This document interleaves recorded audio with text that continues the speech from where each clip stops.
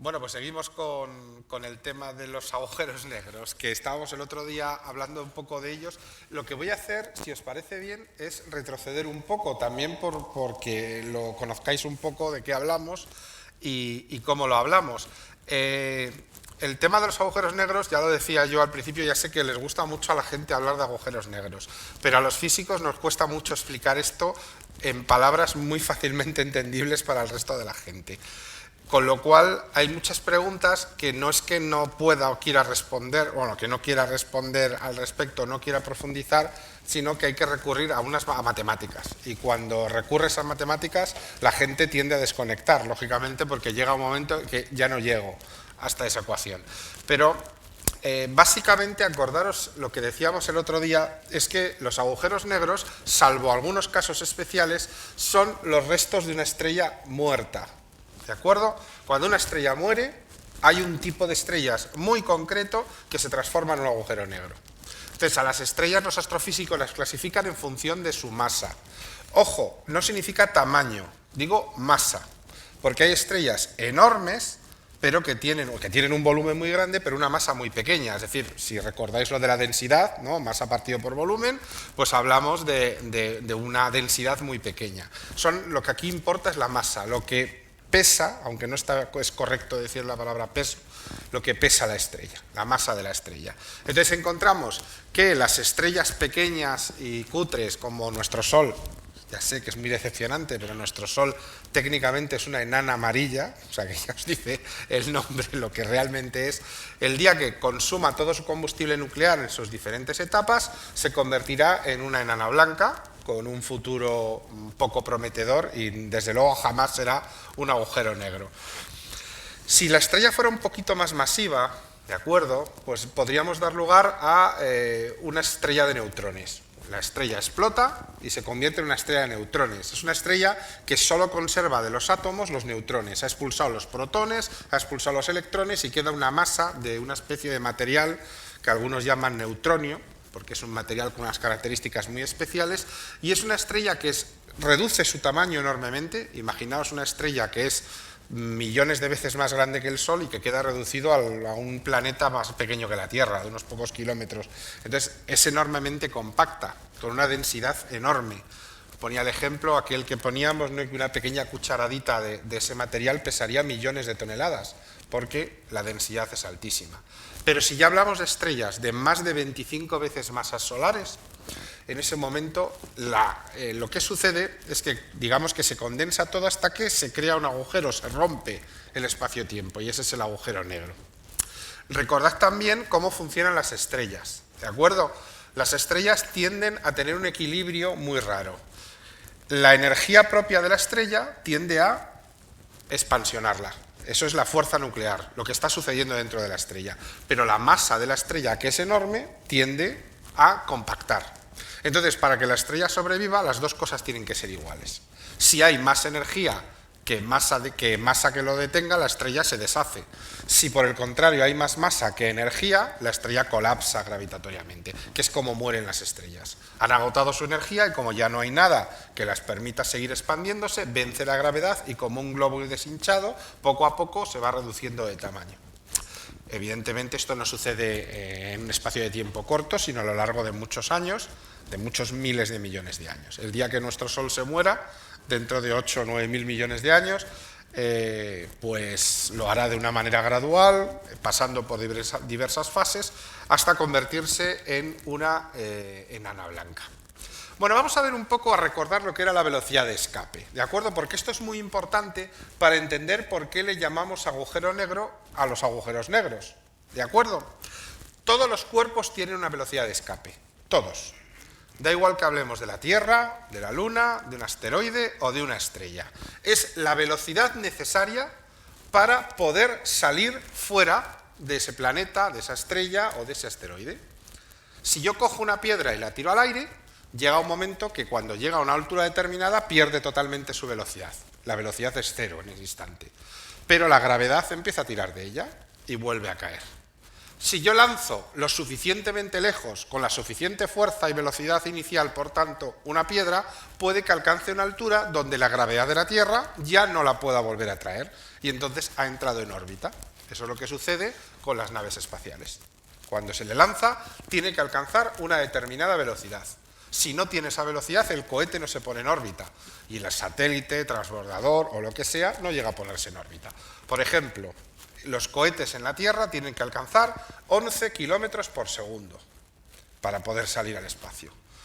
Esto parece un número poco importante, pero pensadlo. En un segundo recorren 11 kilómetros, más de 40.000 kilómetros por hora. Esa es la velocidad de escape de la Tierra. ¿Y de qué depende la velocidad de escape? Pues depende de la masa del planeta. Es decir, esto es una ecuación, lo siento, matemáticas o física muy básica, ¿de acuerdo?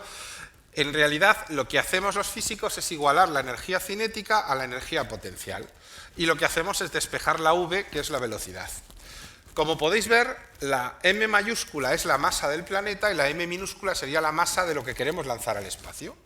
¿Qué sucede? Las m minúsculas, como están repetidas a ambos lados de la ecuación, se despejan y se eliminan. Y al despejar la v nos da que 2 por la constante de la gravedad universal por la masa del planeta partido por la distancia a la que queramos lanzar el objeto en el espacio y su raíz cuadrada. Si yo meto ahí la masa de la Tierra y el radio a la que quiero lanzar, en este caso es unos 600 kilómetros, que es la altura que hay que conseguir, que esa es la altura más o menos a que los satélites se mueven, me daría una velocidad de escape de unos 11 kilómetros por segundo.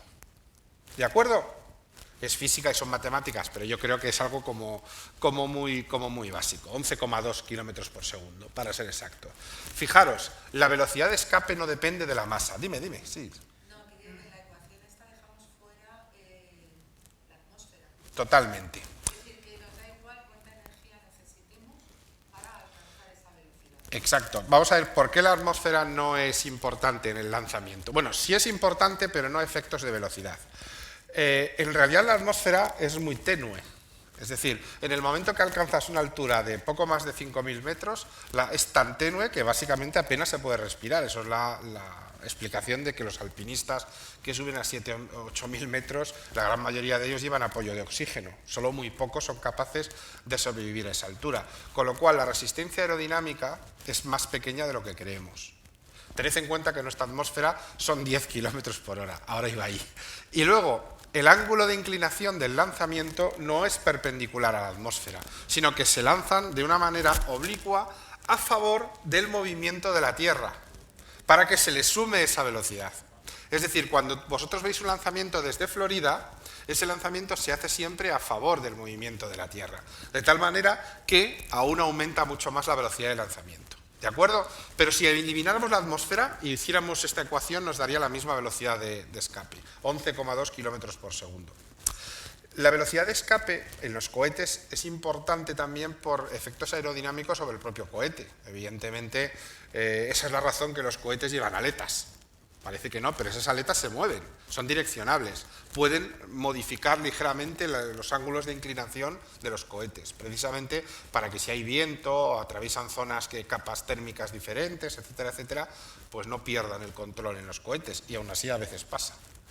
Otra cosa es cuando es al revés, cuando entramos desde el espacio, que eso es muy diferente, ¿eh? Eso es un caso muy diferente que ahora no vamos a estudiar.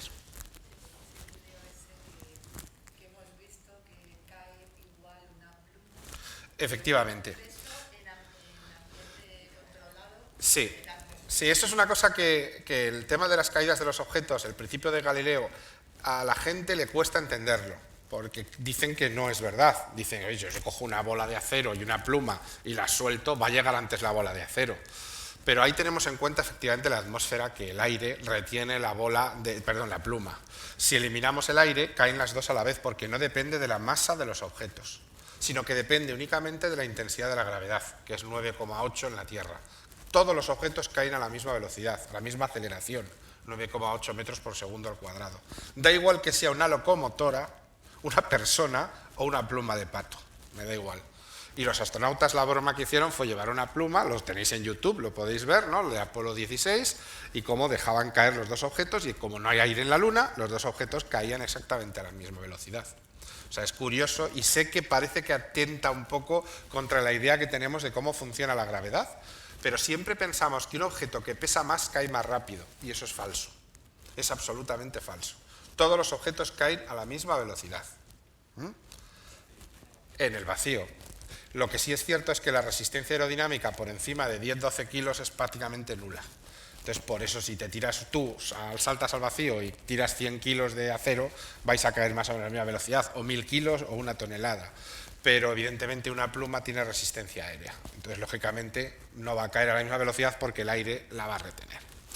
Ahora, fijaros, si yo cojo la Tierra y disminuyo su radio, ¿de acuerdo? La hago más pequeña, lo que estoy haciendo es aumentar, en ese sentido, la velocidad de escape. ¿Por qué? Porque la R divide. Si yo disminuyo la R, el resultado de la V cada vez es mayor. ¿De acuerdo? Es decir, si voy haciendo un objeto cada vez más pequeño, pero tiene la misma masa, cada vez la velocidad de escape es mayor.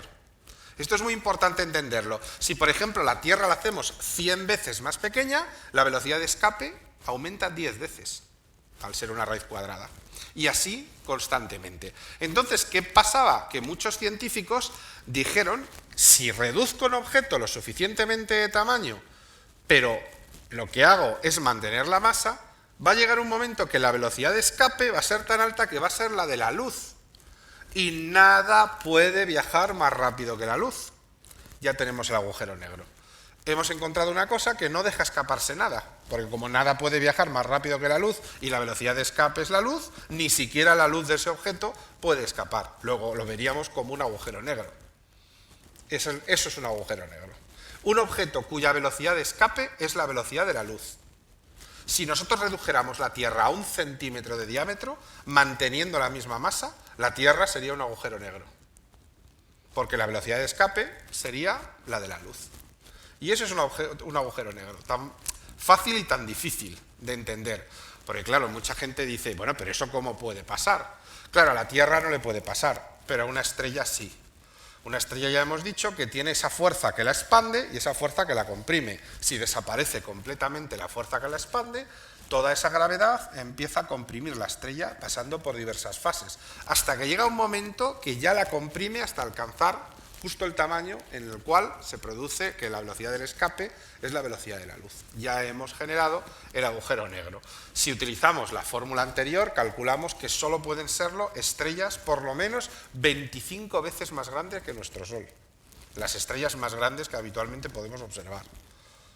¿De acuerdo? Es decir, solo las estrellas gigantes se pueden convertir en agujeros negros. Por eso los agujeros negros han sido tan difíciles de detectar activamente, como que hemos visto casi todo el año pasado. En el 2019 es cuando hemos obtenido la primera foto real de un agujero negro. ¿Sabíamos que existían? Sí. Vamos, lo sabíamos matemáticamente, pero hasta que uno se ha demostrado. Bueno, aquí os he dejado, luego lo comparto con vosotros, con lo cual no hay problema, algunas velocidades de escape. Por ejemplo, fijaros que para despegar de la Luna apenas necesitamos 2 kilómetros por segundo, cosa comparado con la Tierra, que son 11, pero para despegar de Júpiter necesitaríamos 60 kilómetros por segundo. Del Sol, 617 kilómetros por segundo. Las velocidades de escape están relacionadas, por tanto, con la masa de los objetos. ¿De acuerdo? Entonces, ¿qué sucede? La luz está formada también de materia, los fotones, los electrones que se mueven. Entonces, cuando una estrella está en un periodo normal, los rayos de luz salen perpendicularmente a la superficie, el primer caso, el caso A. Si fuera una enana blanca que ya empieza a tener un efecto gravitatorio de velocidad de escape muy importante, la velocidad es tan alta que el movimiento de los rayos de luz ya se empieza a desviar, ya no van en línea recta.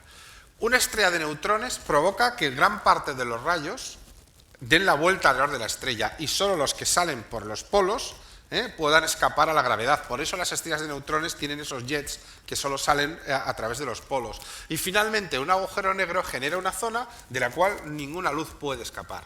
A esa zona la vamos a llamar horizonte de sucesos. Si le damos la vuelta, es lo que en las películas nos muestran, que siempre dicen, como caigas dentro de esa zona ya no puedes escapar. Efectivamente, si caes dentro del horizonte de sucesos, estás muerto. no puedes escapar. Y esto es muy curioso, porque la atracción gravitatoria sería tan grande que no sobreviviríamos. Lógicamente nos estiraríamos como una especie de espagueti, lógicamente mucho antes habríamos muerto, con lo cual atravesar el horizonte de sucesos es prácticamente imposible, salvo algunas ideas que luego os explicaré. Bueno, no me quiero centrar mucho en las matemáticas, pero hay una cosa que ya os explicaba el otro día, el famoso radio de Schwarzschild, ¿de acuerdo?, en el cual es lo que mide ese horizonte de sucesos alrededor de la estrella. Ese radio quiere decir que todo lo que está dentro de la esfera que forma ese radio no puede escapar a la atracción gravitatoria de la estrella. Por cierto, no es un agujero bidimensional, ¿de acuerdo? Es una estrella, era una estrella, con lo cual el agujero es tridimensional, es una esfera. ¿De acuerdo? Que esto también hay que entenderlo porque muchas veces Interstellar, la película, nos hizo un gran favor explicándolo, pero que nos quede claro. Es decir, no es un agujero en el sentido de un sumidero que se traga todo, es un agujero tridimensional, es una esfera, pero la esfera absorbe por todas partes. Incluso emite algo de radiación, cuando veremos más adelante. Bueno, ¿cuál sería el radio de Schwarzschild, por ejemplo, de la Tierra? Pues 9 milímetros, sería nada más, por ejemplo. El del Sol, 2,95 kilómetros, bueno, etcétera, etcétera. No nos vamos a parar porque esto lo vimos un poco el otro día y lo que quiero es avanzar un poco y recordaros un poquito pues, lo que os decía al principio. Solo las estrellas supermasivas, ¿de acuerdo? Solo las supermasivas van a formar este tipo de elementos llamados agujeros negros. Esto explica por qué hay tan pocos, hay muy pocos. Realmente, alrededor nuestro, sospechosos, solo tenemos unos 20 y tantos agujeros negros, teniendo en cuenta que tenemos unos 100.000 millones de estrellas en la galaxia. Y solo tenemos sospechas por 20 y pico objetos, excepto el gran agujero negro central, que es un caso un poco particular. Y hemos detectado uno, o fotografiado uno, ¿de acuerdo? Es decir, que realmente teníamos muy pocos casos. Bueno, me paro un momento. Preguntas que os surjan. Que me paréis cuando queráis, que si no yo me acelero aquí y me gustaría que hicierais preguntas porque sé que este es un tema que genera muchas preguntas y luego no todas son muy respondibles, pero bueno.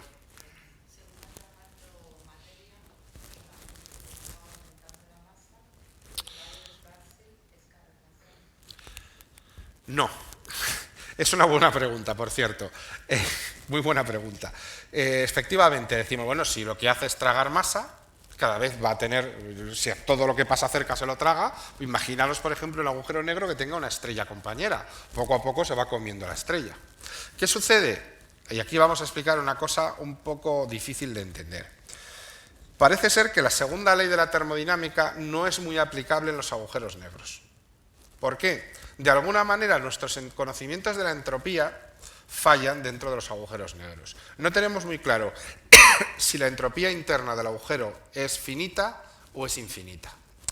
Si fuera finita, como es lo que realmente creemos, ¿de acuerdo?, entonces hay que fusionarla con algo. Y la idea que presentó Hawking son los agujeros de gusano. Voy a intentar explicarlo con palabras que cualquiera puede entender. Hawking dice que no aumenta la masa porque, de alguna manera, todo eso es transmitido a través de un agujero de gusano a otro lugar del espacio-tiempo. Es decir, lo que él se traga lo envía a otro lugar como si fuera una tubería enorme. Esto generaría una duda tremenda, porque la entropía voy a intentar definirla como el grado de desorden. ¿De acuerdo? Si os dais cuenta en vuestras vidas, si no hacéis nada, el desorden siempre aumenta. Dejáis la casa sin recoger, la casa se desordena. Dejáis la cama sin hacer, al día siguiente ya está todo. ¿Por qué? Para resolver el desorden hay que invertir energía. ¿Qué hago? Tengo que molestarme yo en limpiar la casa, recoger la cama, etcétera, etcétera. Pues esto vale para todo el universo. Si el universo no invertimos energía en él o no utiliza energía para evitarlo, el desorden aumenta. Pero si el grado de aumento es finito, va a llegar un momento que el agujero negro se llene y que no pueda tragar más, pero entonces la gravedad deja de funcionar.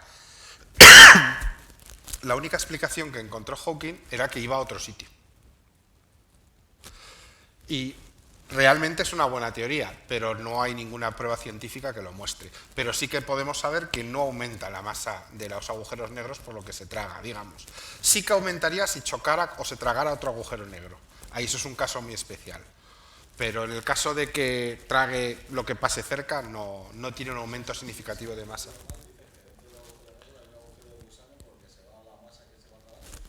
Sí, esa es una de las teorías de Hawking. Y si es una esfera, ¿por qué lado va? Porque además no hay ni arriba ni abajo. Dentro del agujero negro, recordad que no hay, es un punto de entropía, perdón, de entropía de singularidad, con lo cual no tiene por qué estar en nuestro universo siquiera,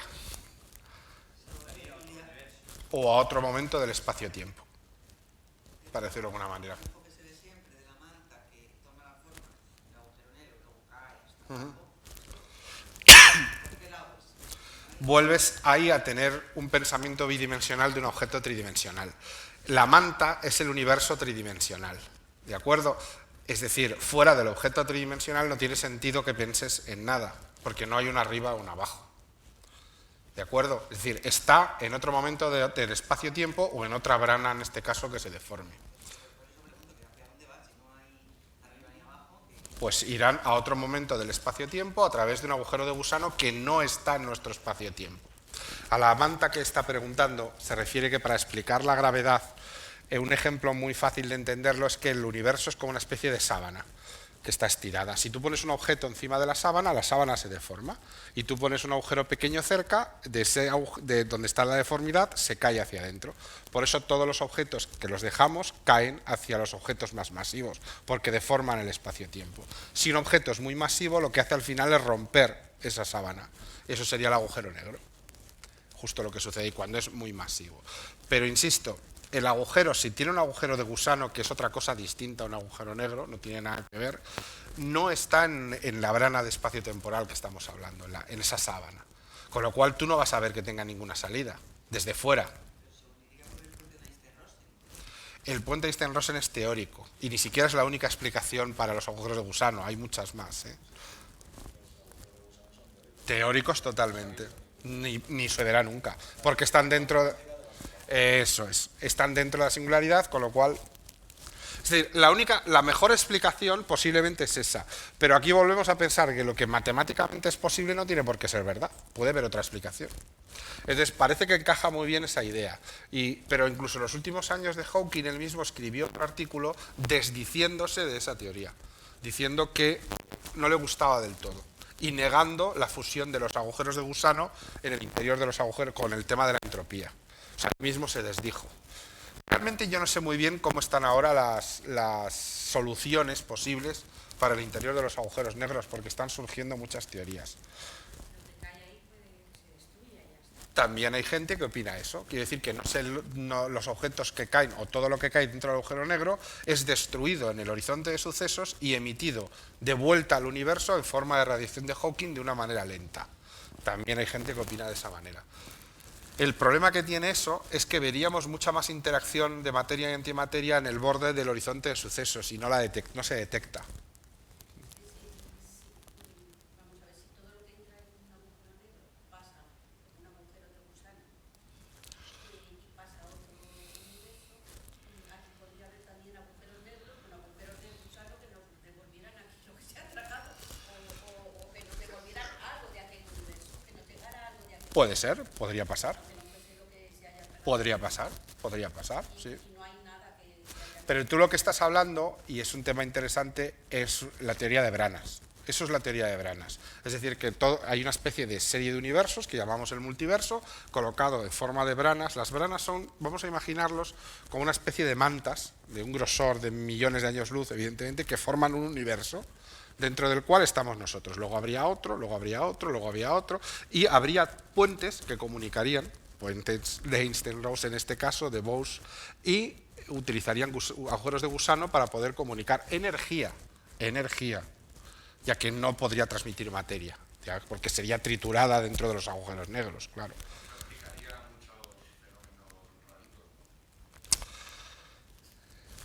Defíneme raritos, pero... Defíneme raritos. Lo digo porque sé por dónde vas. Y es complicado. Lo digo porque cuando yo hablo de los agujeros de gusano, que insisto que si existen, que no lo sabemos si existen, en principio es un fenómeno en el cual solo pasarían prácticamente átomos, ¿de acuerdo? Que pudieran explicar aparición de algún tipo de energía en un punto. Bueno, de momento no hemos detectado ninguno.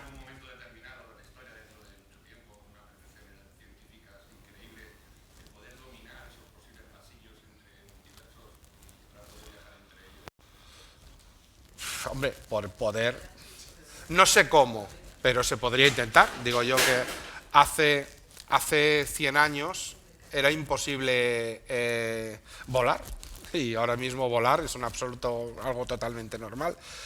Pero sí que es cierto que yo veo físicamente algunas imposibilidades. Yo no sé si ese sería el camino más sencillo. Primero, estabilizar un agujero de gusano, que no es estable ni de lejos, es decir, es un fenómeno que se abre y se cierra constantemente, ¿no? Y tenerlo abierto implica unas cantidades de energía enormes, si existen, primero también, ¿no? Luego, además de estabilizarlos, conseguir que los efectos gravitatorios que tuvieran las entradas y las salidas con un agujero negro pudieran permitir el paso de materia, que a lo mejor se puede lograr de algún modo, no sé, hay un montón de fenómenos que habría que estudiar. No digo que no sea posible, porque a mí no me gusta decir que es imposible nada, porque luego el tiempo te suele quitar la razón casi siempre. Si son posibles. Vuelvo a lo mismo, es decir, en la física, los físicos en general dicen que es cierto que los puentes de gusano o los agujeros de gusano podrían ser dimensionales en todos los aspectos, incluido el tiempo. Matemáticamente es posible, es una cosa que se llama simetría CPT.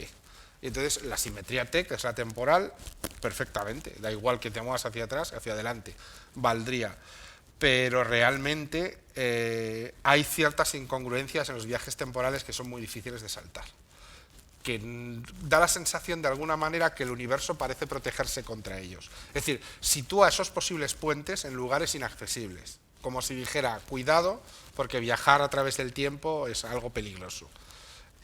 Salvo que utilices velocidades, ya hablamos que es una forma de viajar en el tiempo, pero solo hacia el futuro, obviamente. En este caso no puedes retornar al pasado, ¿no? Este es el...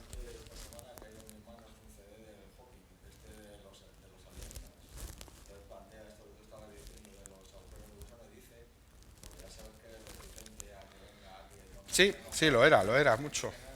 Y entonces él dice que podrían estar, como podrían venir, poner un sistema de espejos alrededor de cualquier estrella, de tal manera que la energía que rebotasen esos espejos se concentrase en unas líneas, y ahí se obtendría la energía para formar un agujero de gusano, como tú decías. Eso es lo que plantea él. Y por ahí ellos, Es de un sitio a otro, una esfera de Dyson, es alguna manera de decirlo. pero vamos, que quiere decir que es el CD del Hawking este, o sea, que no es un... Sí, no sé, no lo sé. Yo, en general, las altas energías son altas energías. Y, sí, sí. No sé si el cálculo es el correcto o no, y luego además con un ingeniero te podría valorar lo difícil que es esa estructura, mantenerla estable, con todos los tirones gravitatorios que significaría. Claro. Las esferas de Dyson es un tema que es muy recurrente por culpa de la ciencia ficción, ¿eh? O sea, nunca se ha tomado muy en serio científicamente. Es decir, porque la estructura en tal sería muy fácil de que se destruyera, solo por efectos gravitatorios. Pero bueno, es una posibilidad, ¿por qué no? Ahora, insisto,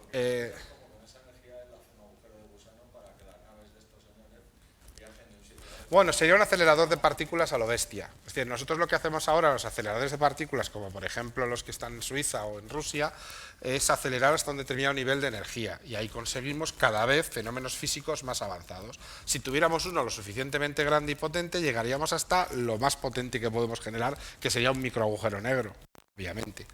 Pero no hay nada tan potente porque necesitaríamos un acelerador más grande que el sistema solar para poder alcanzar ese nivel de energía. Con lo cual, o sea, el problema que se tiene aquí es que no os podéis imaginar la cantidad de energía de la que hablamos. El Sol no la va a emitir en toda su existencia para poder generar un agujero negro.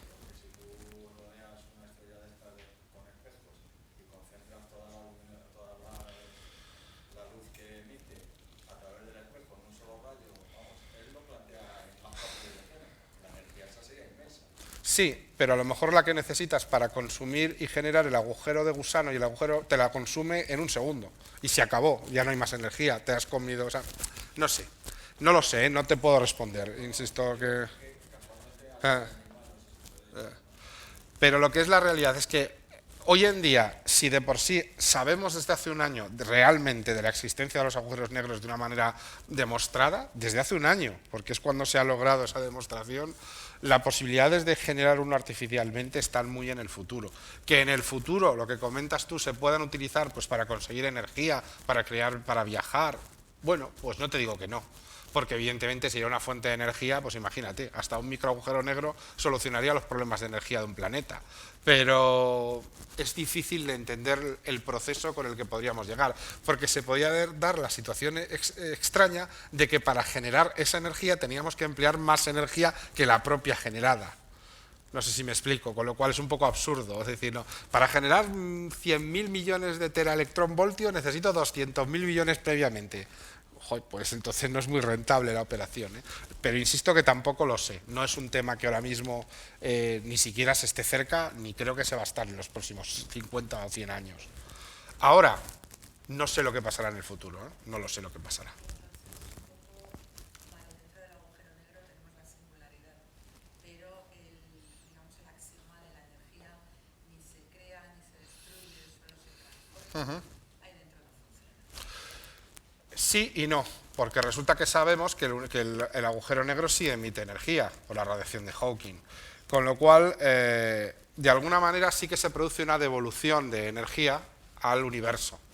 Pero sí que es cierto, por eso hablaba antes de la entropía. La entropía, eso que dices es la entropía. O sea, realmente es que el proceso que necesito para parar esa situación es invertir energía y la tengo que quitar de otra parte del universo. Entonces, si la entropía es limitada, tiene que ir a algún lado, porque si no sería una violación muy clara del segundo principio de la termodinámica, de ese fenómeno del transcurrir de la energía, de no ser destruida. Es decir, si yo trago y trago y trago, ¿dónde va toda esa energía? Tiene que ir a algún lado. Entonces, eso es lo que ha hecho a muchos científicos pensar que una solución muy buena es de alguna manera fusionar los agujeros de gusano que unirían dos puntos o en diferentes universos o en dos momentos espaciotemporales distintos con el tema de la entropía. Pero es una teoría. Hay otras explicaciones, más confusas y más complicadas, pero hay otras explicaciones. Si aplicamos la navaja de Occam, esta sería la más sencilla. Pero no, lo último es que, por ejemplo, cuando vimos lo de las ondas cuánticas, por el choque de las... Gravitatorias, las ondas, las frente ondas gravitatorias. Ahí hay un consumo de energía brutal. Vamos a ver, no necesariamente. Es que el problema es que no sabemos qué partícula, el gravitón, que es la partícula de la gravedad, no lo conseguimos detectar. No sabemos cómo funciona la gravedad. O sea, realmente entendemos un mecanismo, pero no la partícula que lo genera.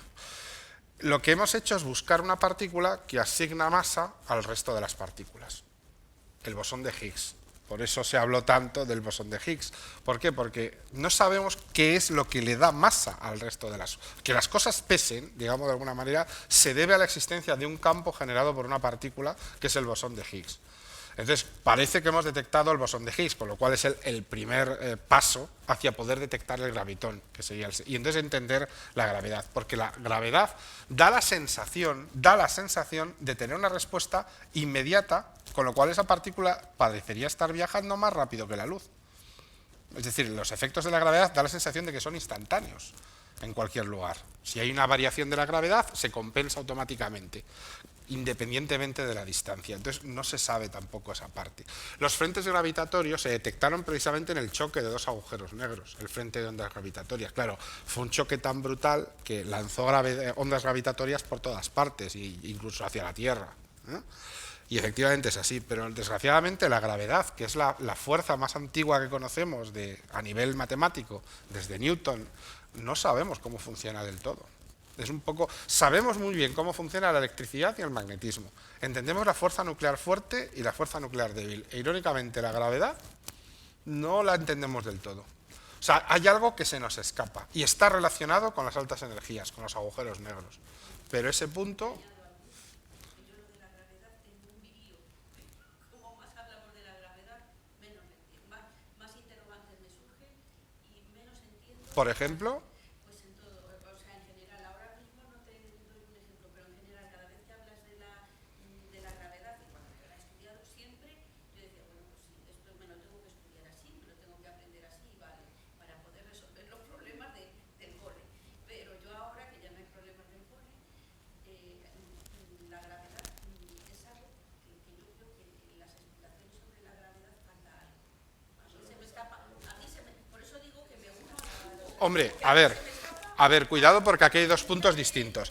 La gravedad la puedes entender perfectamente, no es más que la fuerza con la que se atraen dos cuerpos con masa. Ya está. Todos los cuerpos que estamos aquí interactuamos. Pues ahí ya hay algo que falta. ¿Qué? Para mí, pues no sé. Claro, ahí hay algo que ya dices, vale, pues que atrae. ¿Qué es lo que hace que se atraiga? El campo gravitatorio. El campo gravitatorio. Es el campo gravitatorio que generan.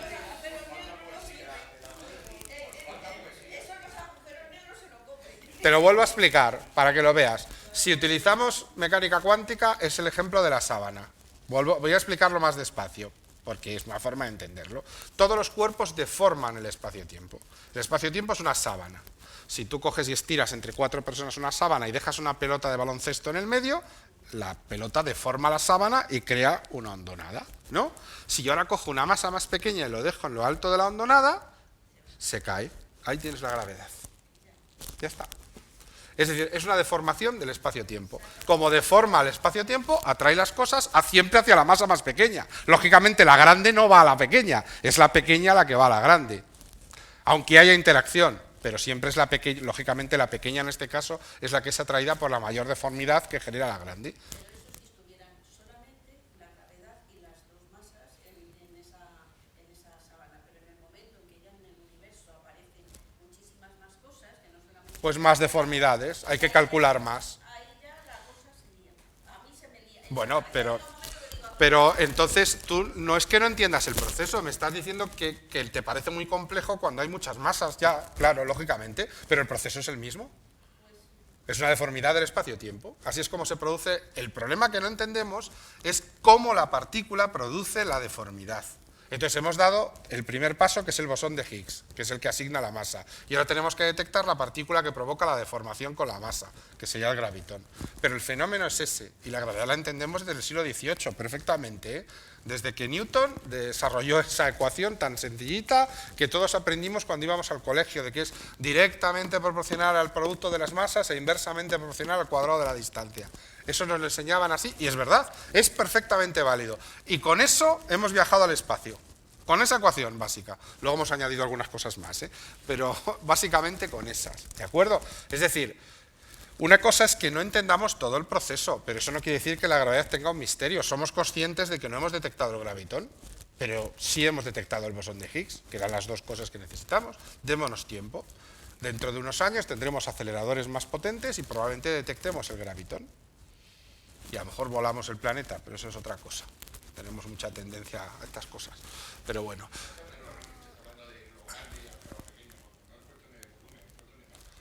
Correcto. Me refiero a lo más pesado o a lo más ligero. Estoy de acuerdo, tienes toda la razón. A 1 kilo de hierro. Mucha gente, muchos chavales caen eso en el colegio, no creas. Bueno, aquí os dejo el resumen de esa vida de las estrellas. Como ya os decía, la secuencia principal de las estrellas pequeñas como la nuestra acaba en una enana blanca y las estrellas masivas, depende de su masa, acaban en una estrella de neutrones o en un agujero negro. También os hablaba la semana pasada, hace 2 semanas, perdón, del combustible que utilizan las estrellas para poder sobrevivir. ¿De acuerdo? Ya os digo que las estrellas lógicamente no están ardiendo, viven de reacciones nucleares. Normalmente la reacción más habitual es convertir 4 átomos de hidrógeno en 1 de helio. Eso es una reacción termonuclear. Lo mismo que hace que funcionen las armas nucleares. O sea, en el Sol lo que están pasando constantemente es que miles de millones de armas termonucleares están explotando sin parar. Y eso es lo que provoca la energía. Pero claro, eso significa que ¿qué pasa cuando se acaba el hidrógeno? Si se acaba el hidrógeno, tendrá que consumir lo que tiene. ¿Y qué es lo que tiene? Helio. Pero el helio es menos energético, con lo cual tiene que quemarlo más. Es como si le echamos una gasolina mala. va a necesitar más combustión, entonces le va a durar menos el combustible. El helio lo va a fusionar en carbono, del carbono vamos a fusionar a neón, luego conseguiremos retomar más helio que ha quedado y conseguiremos oxígeno, silicio, y lo último que tendrá es hierro, que es totalmente estable en su núcleo y no se puede quemar en nada. Con lo cual la estrella ahí colapsa, ¿de acuerdo? Esa es la fase de combustibles que tiene. Como podéis ver, todos esos elementos se generan en los núcleos de las estrellas. Entonces, pensad un poco, el carbono que tenemos en nuestros cuerpos, el hierro que tenemos en la hemoglobina de nuestra sangre, el oxígeno que respiramos, el hidrógeno que aparece en casi todos nuestros compuestos, empezando por el agua, todos esos que nos componemos se creó en los núcleos de las estrellas. No en otra parte, se creó ahí dentro.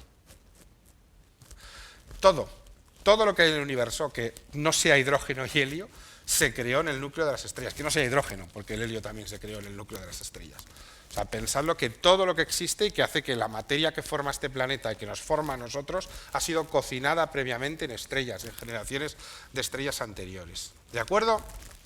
Y bueno, aquí también os dejo un poco los tamaños aproximados. Como podéis ver, tenemos que tener de 20 a 25 veces las masas solares para conseguir un agujero negro. Una estrella más pequeña no será un agujero negro, será una estrella de neutrones nada más. ¿De acuerdo? También os comentaba que el primer agujero negro que detectamos o que sospechábamos fue Cygnus X1, la fuente de rayos X de la constelación del Cisne.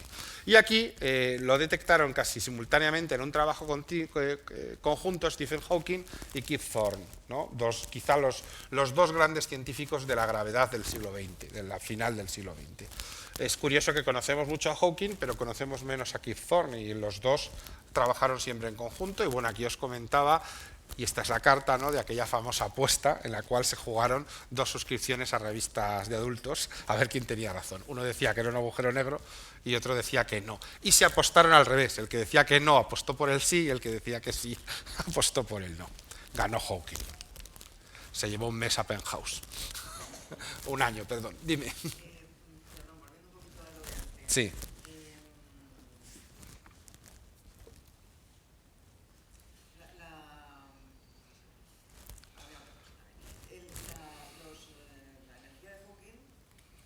Radiación, ¿no? Se dice más radiación de Hawking. Son mucho menos energéticos que todo lo que traga, con lo cual hay lo que comentabas antes de que sí sale, porque sale a través de la radiación, eso es ínfimo, ¿no? Sí, lo que pasa que ¿por qué es ínfimo? Esto es un poco difícil de explicar. A ver, digamos que en el agujero negro, en su horizonte de sucesos, se producen todas las combinaciones posibles cuánticas de emisión de radiación, pero solo una puede escapar. Digamos, no sé si me explicaré, es como si alguien estuviera disparando con una pistola de agua, pero solo cuando apunta en una misma dirección sale agua fuera todas las demás se quedarían dentro del agujero. Entonces, claro, traga mucho, pero de todo lo que podría responder solo salen los de una dirección, con lo cual no es lo suficiente para explicar dónde va toda esa energía. La radiación de Hawking se produce, pero digamos que si yo... Es que la palabra tragar no me gusta utilizarla, pero para que la entendamos, ¿vale? Vamos a utilizar una palabra como esa.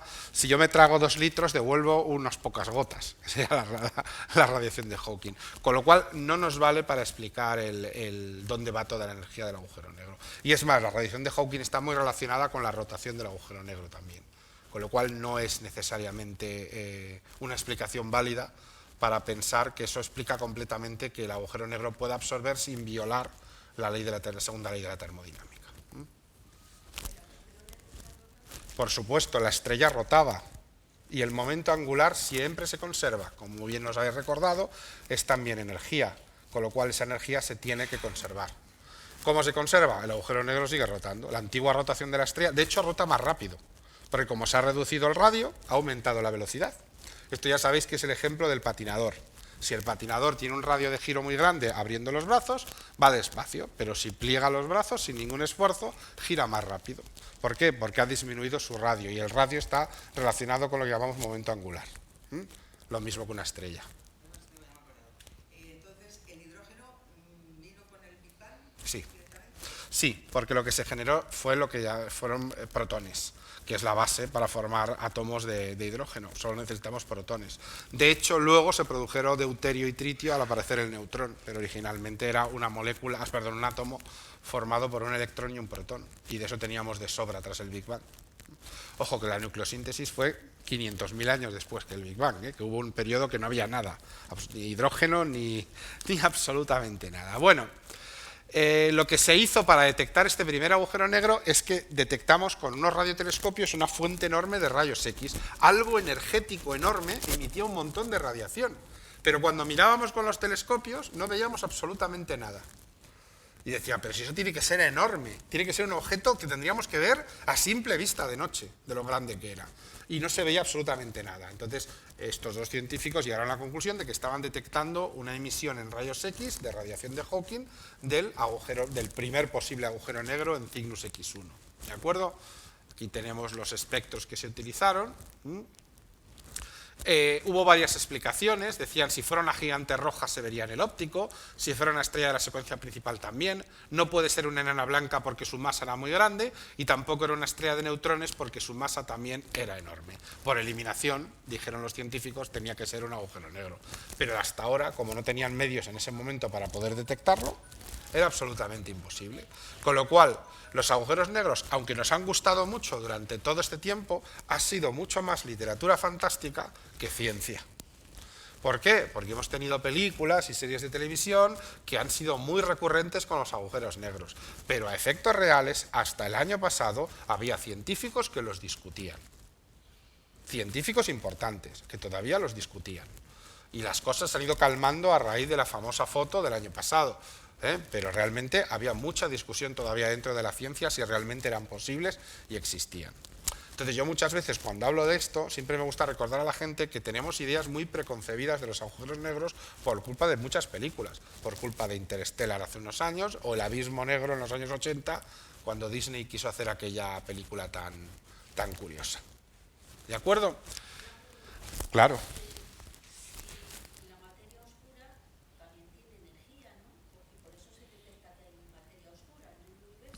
Se detecta por sus efectos. Cuando hablas de materia y energía no las separes, es lo mismo. No es diferente. La energía es una forma más diluida de materia, ¿de acuerdo? Es decir, que evidentemente la materia y energía están relacionadas, de ahí viene la famosa ecuación de Einstein, E es igual a mc al cuadrado, energía es igual a masa por la velocidad de luz al cuadrado. Es decir, con muy poquita masa consigo un montón de energía.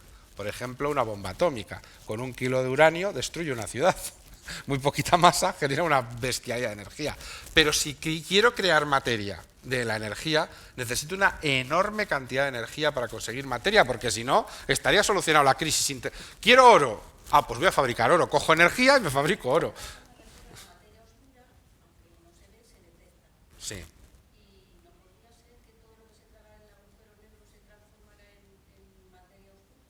Es que la materia oscura no es una materia que sea distinta del resto.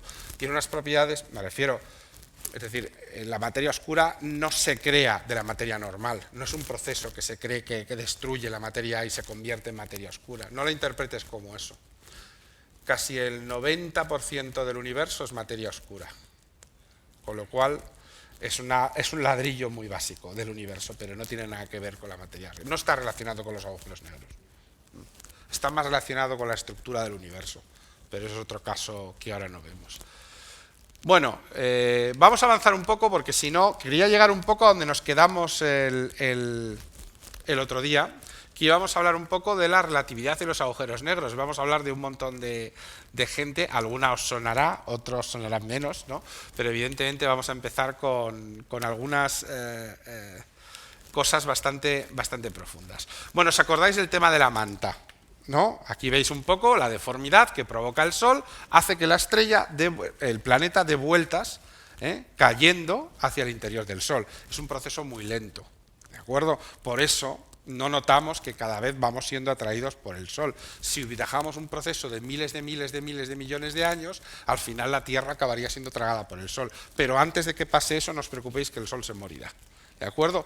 Pero es lo mismo que una especie de ruleta. Si cogéis un agujero, lo que hace la Tierra es moverse dando vueltas alrededor del borde porque está cayendo en espiral hacia el Sol.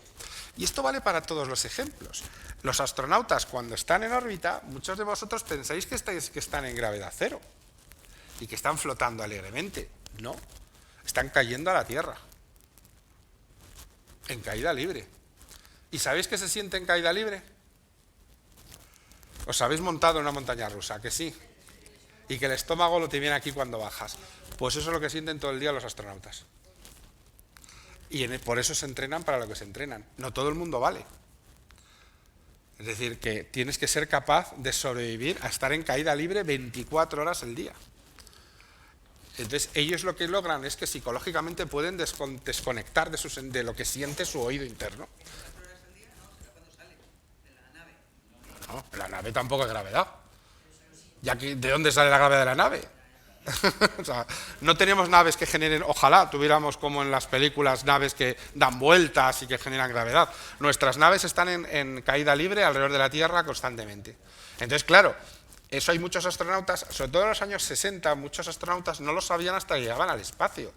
Reconozco el caso de Fred Hale, ¿no? que vomitó todo su vuelo del Gemini 8, porque claro, cuando subió a altura de repente se encontró allí que no aguantaba esa sensación. Ahora ya hay unos entrenamientos especiales un poco para aguantar eso.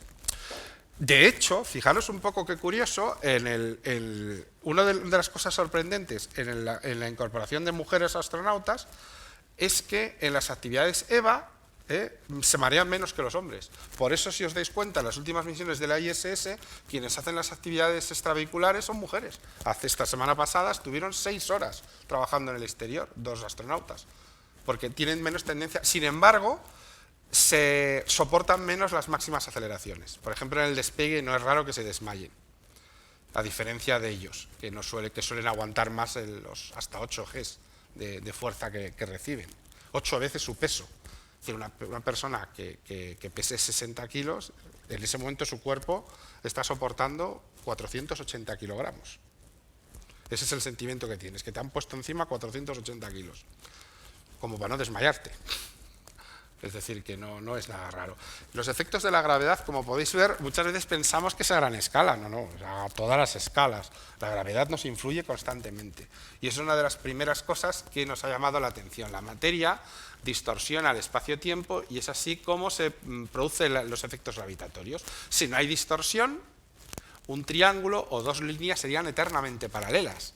Pero en el momento que se produce una distorsión, como podéis ver, los triángulos ya dejan de ser exactamente iguales y las líneas no tienen por qué ser paralelas. Esto es muy importante para explicar la geometría de los agujeros negros, pero tampoco me quiero parar por aquí. Bueno, ya sabéis también que existe una serie de agujeros negros especiales que son los que están en los núcleos de las galaxias. Esos son totalmente distintos, no los ha provocado una estrella. Son núcleos enormes, agujeros negros, gigantescos, de millones de veces el tamaño del Sol, que están en el centro de todas las galaxias. Pero esto es un caso especial de agujero negro. Estas fotos son reales. Aquí tenemos los agujeros negros en Sagitario, en diferentes longitudes de onda, luz visible, infrarrojo y ultravioleta. Estamos viendo el mismo objeto, pero en 3 longitudes de onda distintas, para que nos dé más explicación. Como podéis ver, el infrarrojo es el más sorprendente, porque nos dice que hay algo tremendamente energético ahí. Y sin embargo, en el óptico vemos unas estrellas en primer plano, pero tendríamos que ver una estrella muchísimo más grande que no vemos, porque hay un agujero negro. Gigantesco, absolutamente gigantesco, supermasivo. Bueno, vamos a avanzar un poco. Esto, si queréis, os lo podéis ir leyendo. Y luego hay una parte aquí de física que veremos con más tiempo en otro momento. Más preguntas, seguro que tenéis más preguntas. Venga. Dime, el chiste. Dime. ¿Queréis que hable de Heisenberg? Bueno. Vale, esto sale muchísimo el principio de incertidumbre. Bueno, el principio de incertidumbre es muy difícil de explicar sin recurrir a un ejemplo, ¿vale? Pero más o menos lo que vino a decir Heisenberg es que no es posible conocer a la vez la posición y la velocidad de una partícula. Esto se entiende muy bien con un ejemplo muy fácil. No puedes saber la velocidad y la posición de un coche a la vez. Aunque creáis que es posible, no es posible. Para conocer la velocidad necesitáis medirla entre 2 puntos. porque la velocidad en un punto concreto no es medible. La velocidad le mido entre dos puntos. Si un coche va a 100 km por hora, quiere decir que en una hora recorre 100 kilómetros entre dos puntos. Pero en un punto concreto, justo ahí la velocidad no se puede saber. El velocímetro lo hace calculando una distancia pequeña en metros en el coche, pero utiliza una distancia entre dos puntos, concretamente por el giro de las ruedas, conociendo el radio de las ruedas. ¿De acuerdo? Entonces, si yo quiero conocer la posición, pierdo la velocidad. Y si quiero conocer la velocidad, pierdo la posición. ¿Lo entendemos? Pues esto parece una tontería, pero resulta que a efectos de las partículas que se generan es muy importante. Y Heisenberg lo que demostró es que, de alguna manera, el espacio no está vacío del todo, sino que está lleno de partículas y antipartículas que constantemente están apareciendo y desapareciendo. Aparecen y se aniquilan entre ellos, pero como son partículas y antipartículas. Pero realmente el principio de incertidumbre es un poco confuso y le quiero dedicar un día, si queréis hablar un poco de física, ese día que tenemos pendiente para hablar únicamente de física, pues ya lo haremos. Más preguntas sobre este tema. Como podéis, aquí vais a tener toda la física que queráis, porque esta es bastante avanzada. Decidme.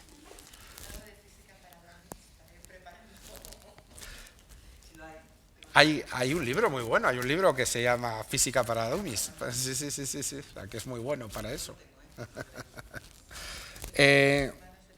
Bueno, resumiendo, pero para resumir un poco lo que estamos hablando de los agujeros negros. Son objetos muy difíciles. Acabamos de demostrar hace un año que realmente existen. Solo hemos detectado 25 posibles agujeros negros en nuestra propia galaxia, que tiene 100.000 millones de estrellas, con lo cual es muy probable que sean muy raros. Y tenemos básicamente 4 tipos de agujeros negros si atendemos a su masa. ¿De acuerdo? Los de masas estelares son los más habituales y masas intermedias. Luego los supermasivos, que estarían en los núcleos de las galaxias, y hay un punto teórico que serían los agujeros primordiales, que matemáticamente podrían existir, pero no sabemos. Y esto tendría que ver un poco con lo que tú proponías, Manuel, la posibilidad de generar un agujero negro de una manera artificial. Lo único que podríamos generar seguramente sería un agujero negro primordial. Pero bueno, esa sería la clasificación de los agujeros negros. Sí, de unos pocos gramos. Podría generarse uno de unos pocos gramos. Bueno, aquí hay un montón de teoremas, de la teoría del tensor cósmico, de partículas, pero no quiero meterme en este enorme lío físico. Preguntas. Yo lo que quería hoy es responder a vuestras cuestiones, porque el otro día yo creo que os quedasteis con muchas preguntas de todo lo que soltamos, que fue bastante. Venga. Disco de acreción. Sí. Esa es otra buena pregunta. La materia no cae directamente en el objeto, sino que como en un sumidero, veis que el agua da vueltas hasta que cae por el agujero. En el agujero negro, por efecto gravitatorio, sucede lo mismo. Hay un disco de acreción de energía que empieza a dar vueltas al agujero hasta que cae dentro de él. Exactamente lo mismo. Es bastante importante porque vamos a mirar...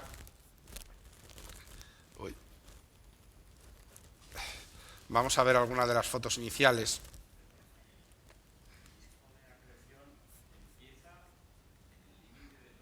No, antes. Este es un modelo del agujero negro que se fotografió. Si recordáis, lo que se está haciendo es girando alrededor de él, dando vueltas en 360 grados, ¿de acuerdo? El horizonte de sucesos es el agujero, esto, de aquí dentro. Y esto es toda la energía que empieza a remolinarse alrededor del agujero negro hasta que cae dentro. Y ahora vamos a ver la foto de verdad.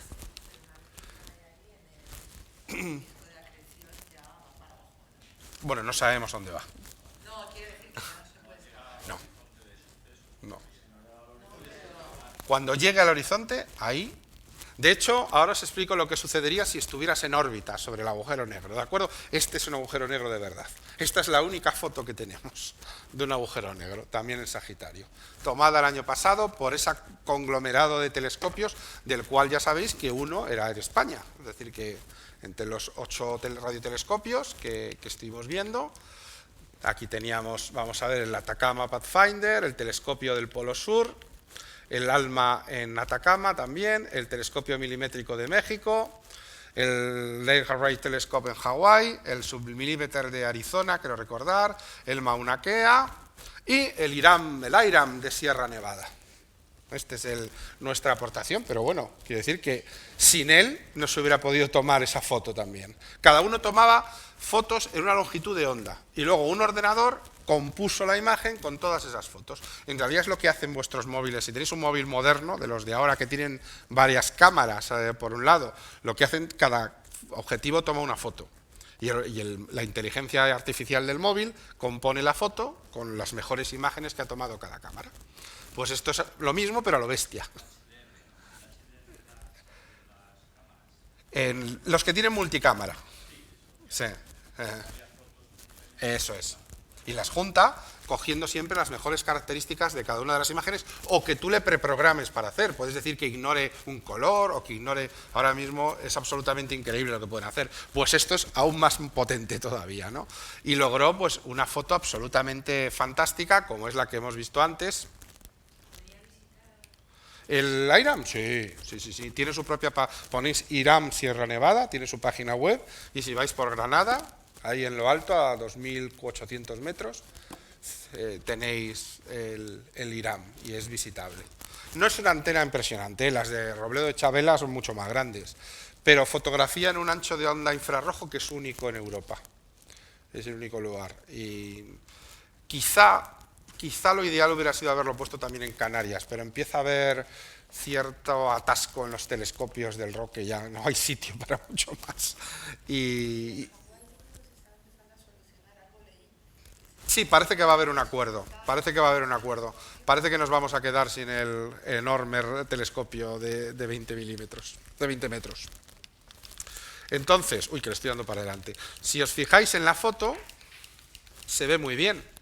Es decir, vemos el disco de acreción dando vueltas y el horizonte de sucesos con el agujero negro. Sí. Si tu nave espacial, imagínate, tiene unos buenos motores, esto es como si te acercas a una catarata. Hay un punto en que los motores no te pueden salvar de la lancha.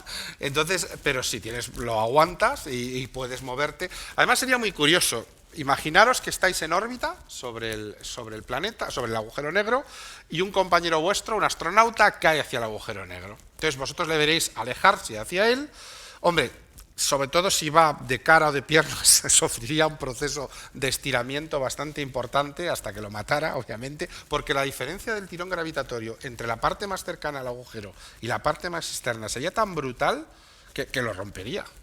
Sería una diferencia de millones de toneladas de diferencia, como si estuviera colgándole por un lado mucho más que por otro. Lo curioso de todo es que cuando los restos del astronauta llegaran al horizonte de sucesos, de repente para vosotros se quedarían ahí.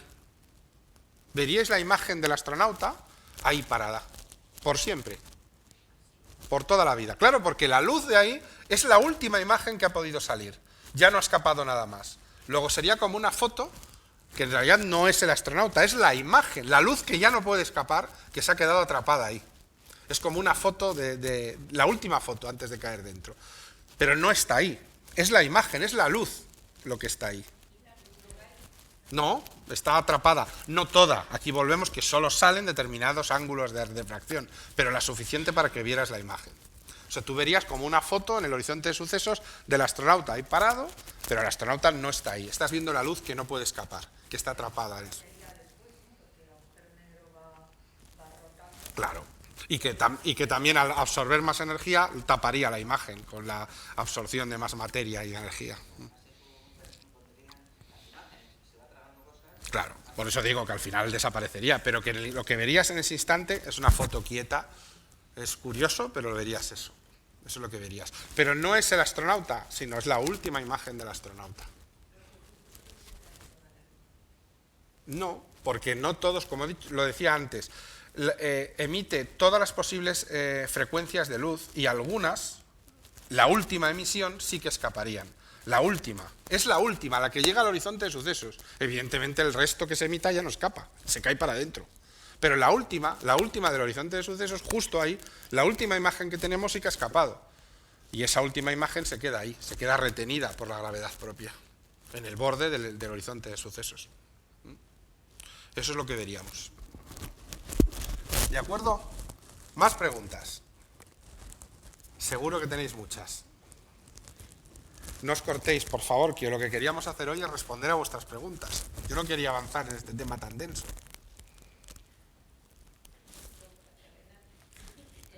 Yo sigo ahí. Yo en toda mi vida lo de la gravedad será un follón tremendo. El agujero negro está claro que funciona igual que la gravedad, pero a lo bestia. El agujero negro es un punto en que la velocidad de escape es tan alta que es superior a la de la luz.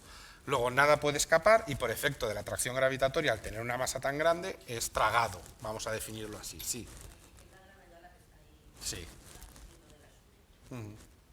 Es un caso de extremo de la gravedad, de alguna manera. Sí, no, eso no es verdad. No.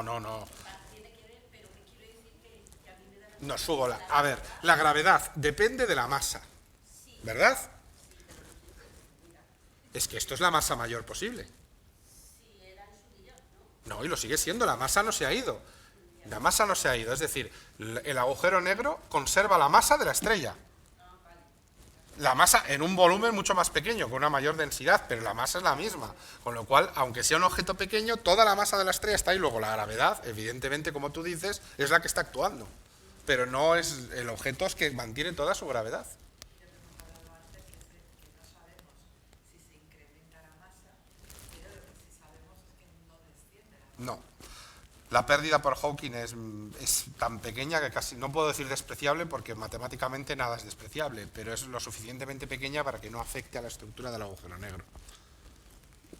Sí que lo respondiste un día, pero no me acuerdo qué respondiste. ¿Por qué los agujeros negros estelares no se van tragando toda la galaxia? Los núcleos de las galaxias. Negros sí, de la galaxia. Central. Creo que dijiste algo como que a larguísimo plazo el universo se va a estar poblado únicamente de agujeros negros porque se habían ido tragando todo. No es que tragando todo, es que, a ver, estamos pensando, claro, a muy largo plazo, lo único que quedará del universo serán agujeros negros, lógicamente. Pero estamos hablando, claro, lo que va a suceder, hablando de una lejanía en el tiempo brutal, es que todas las estrellas habrán muerto, los agujeros las que sean agujeros negros se tragarán los restos de las divergentes estrellas, los grandes agujeros negros centrales se tragarán todo lo que esté cerca y al final todo aquello solo habrá restos de agujeros negros, que a lo mejor incluso a más largo plazo todavía acabarán entre ellos absorbiéndose o incluso evaporándose porque habrá suficiente tiempo para que la radiación de Hawking sea suficiente para que se descompongan por emisión de radiación y que pierdan. Cuando se ha acabado todo el material para hacer estrellas, el universo tiene un número de materia finito. No habrá más material.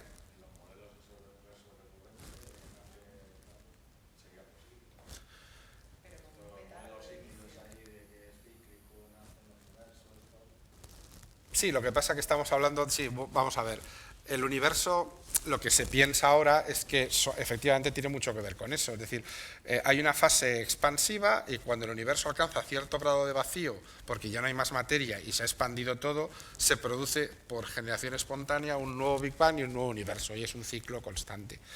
Sí, pero del otro universo no hay ninguna información que pase al nuevo, con lo cual a efectos reales es todo nuevo, digamos. Quizá más allá de lo que vemos nosotros están las cenizas del universo anterior, pero como no queda nada de él, no lo vamos a ver nunca ni lo vamos a detectar.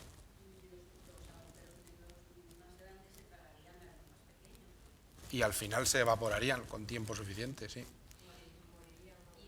Sí.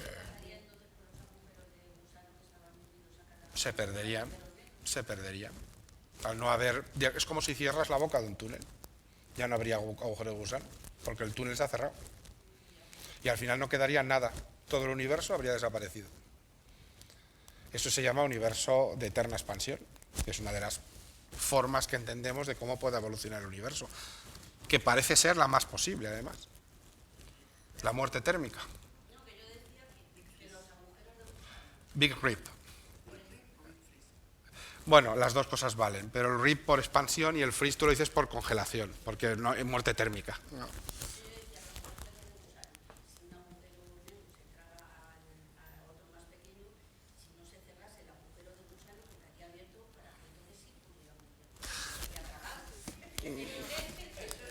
que ni siquiera sabemos si existen los agujeros de gusano.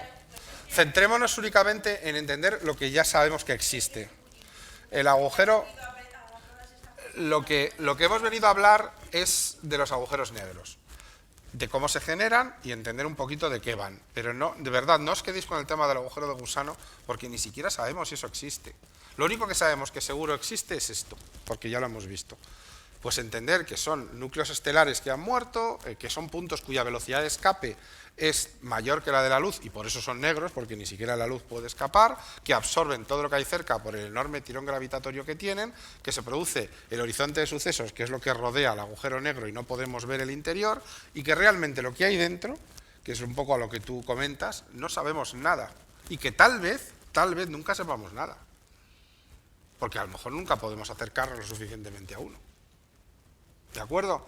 Ojalá pueda pasar y que un día lo podamos ver. No creo que lo vayamos a ver nosotros, siento decepcionaros, ¿eh? Pero no creo que sea ni nuestra generación, ni la siguiente, ni la siguiente. Pero... Vale. Bueno, primero porque la galaxia rota. Entonces ya es difícil que se trague todo. O sea, por un efecto físico muy sencillo. Es decir, recordad siempre que si vosotros tenéis un cubo de agua y lo ponéis así boca abajo, el agua se cae. Pero si hacéis así con el cubo, con la suficiente velocidad, el agua, por efecto de centrífugo, se queda pegado al fondo del cubo y no se cae. La galaxia, al rotar, impide que las partes exteriores caigan al interior y, por tanto, el agujero negro... Ahora, lo que está cerca del interior, lo que pille se lo traga, obviamente, porque en el interior hay estrellas. ¿Eh? Ya se lo habría tragado. Y sigue haciéndolo. Nuestro agujero interior es muy energético porque sigue comiendo a tutiplén. Error.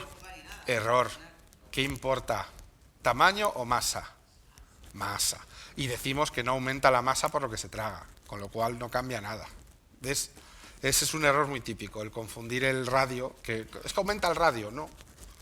Como no sabemos qué sucede, no sabemos si es que va a otro lado, pero curiosamente, por mucho que come, entre comillas, la palabra comer, el agujero negro no engorda.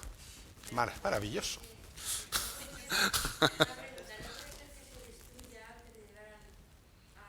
Sí. De hecho, hay una explicación, que lo decimos antes, que dice que a lo mejor no se traga nada. Eso se llama, es una teoría que está ahí puesta en la presentación, que la recibiréis hoy y la podéis ver, que habla un poco del sensor cósmico. Es decir, que hay algo que evita que trague, una especie de sensor que evita que consuma energía, y lo único que hace es dar vueltas en el disco de acreción y es lanzada en diferentes direcciones. ¿Es coherente con lo que observamos? Sí. ¿Es lógico? Yo no lo veo mucho. Pero cuando chocan dos agujeros negros, ahí sí se suman las masas. Hombre, Se hace uno más. porque lo que estás es como si chocaran dos estrellas. Sí. Sí. Es más masivo. Aunque no suman la masa de los dos, ¿eh? Se pierde mucha cantidad de masa por efecto del choque. Es como si chocan dos objetos, por el calor del impacto y de la explosión que se produce en el choque, lógicamente se pierde masa. Aquí la ley de conservación de la energía es absoluta. Pero es un caso muy raro, ¿eh? O sea, que choquen dos agujeros negros, por eso hubo que esperar tanto a detectar frentes gravitatorios, porque hasta que por fin vimos el choque de dos agujeros negros, aquello fue como rarísimo. ¿Las ondas gravitatorias por qué se forman? ¿Solamente por agujeros negros? Lo mismo que las sonidas. No, cualquier golpe puede... Sí, los neutrones también. Es que cuanto más masivo es el objeto, más cantidad de ondas gravitatorias y más potentes. Es como si tiras una piedra en el agua. Si tú tiras un jarrito pequeño, las ondas que se producen es muy pequeño, pero como tires un pedrusco que no veas, provocas un tsunami. Pero una teoría de neutrones en sí ya emite ondas gravitatorias. Joder, imagínate, no, solo por girar. Imagínate la masa de esa estrella que tiene, concentrada en un punto. Imagínate. Y que esté mirando hacia ti. Exacto, que la ola te salpique. Por eso es muy difícil. Tiene que ser como una aguja en un pajar. Justo que estemos mirando en la dirección correcta en el momento adecuado y que esté mirando hacia nosotros. Solo hemos detectado 2 o 3 casos. Han sido suficientes para poder medirlas y detectarlas y que eran coherentes con la predicción del modelo matemático. Pero efectivamente es muy difícil. Probablemente ahora detectemos más, puesto que sabemos cómo hacerlo. El LIGO es el famoso LIGO es una de sus tareas fundamental, que es un dispositivo muy potente para hacerlo. Se está ahora, en Japón han desarrollado uno muy bueno en las montañas de la isla del norte, que lo han enterrado ahí a hasta un par de kilómetros de profundidad, que también va a servir para detección de frentes gravitatorios, ¿no? Sí, es cierto. Lo que pasa, y enorme, por cierto, ¿eh? Era una red enorme. Lo que pasa que no consiguen dinero para la financiación. Si el hombre este de Tesla se dejara de poner 60.000 satélites en órbita y se dedicara a financiar alguna cosa interesante. Sí que es verdad que estoy viendo últimamente que se está disgregando un poco el dinero invertido en exploración espacial, porque han vuelto un poco los nacionalismos de los países. Es decir, volvemos a ver que cada país, sobre todo Estados Unidos y China, ahora, sí, y no son capaces, ¿eh? Yo mantengo la apuesta que os he dicho, ¿eh? La mantengo. Es decir, mantengo que en el 2024 no va a haber astronautas americanos en la Luna y mantengo que los primeros en volver a ir van a ser chinos y va a ser una china la primera en poner el pie en la Luna de nuevo. O sea, mantengo mi apuesta. Si alguien quiere apostar conmigo, estoy dispuesto.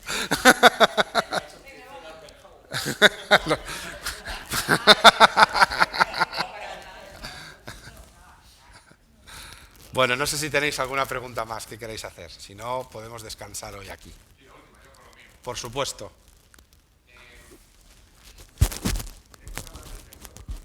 Sí.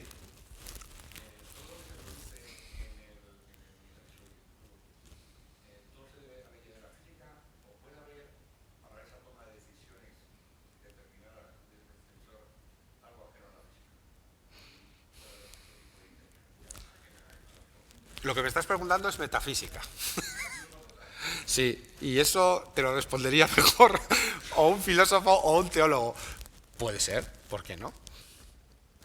Lo que pasa es que aquí hay un factor de creencia que yo no puedo decir, pero porque podría ser. Podría ser.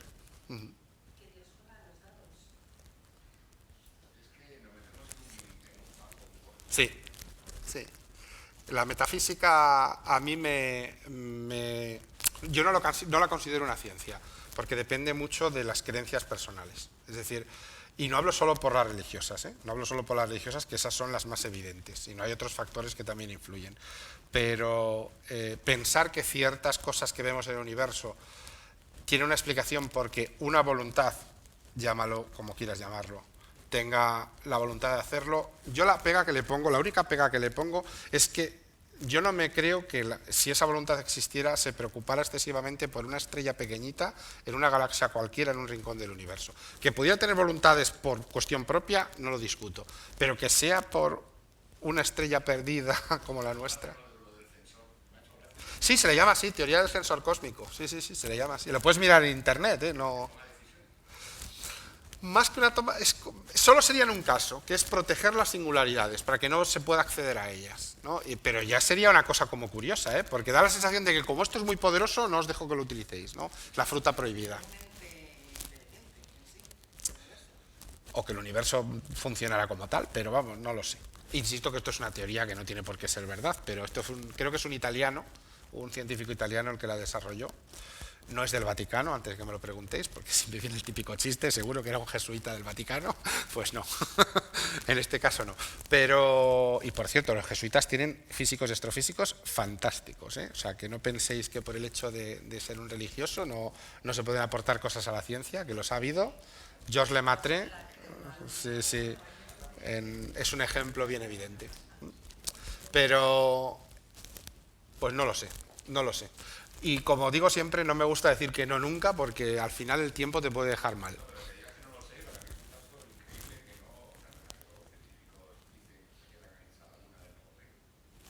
Yo creo que en general los físicos muchos.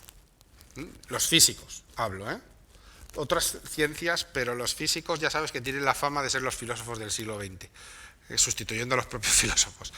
Y como el siglo XX nos ha enseñado que tantas cosas que se decían que no eran posibles han terminado siendo posibles, pues los físicos últimamente se curan mucho en salud de ese aspecto. Otras ciencias a lo mejor no tanto, pero los físicos en concreto yo creo que muchos te dirían que no, que desde luego no. Yo por ejemplo, particularmente no me gusta arriesgarme a afirmar categóricamente que no, salvo una cosa que esté muy estudiada. O sea, digas, vamos a ver, la gravedad o el electromagnetismo, pues sé cómo funcionan, no hay ningún misterio detrás, ¿de acuerdo? Pero decirme que puede haber una voluntad superior en el universo, puede haber vida en otro lugar del universo, pues hombre, lo que decía esta mujer en aquella película, ¿no? Que el universo es muy grande, como para que esté tan vacío. O sea que...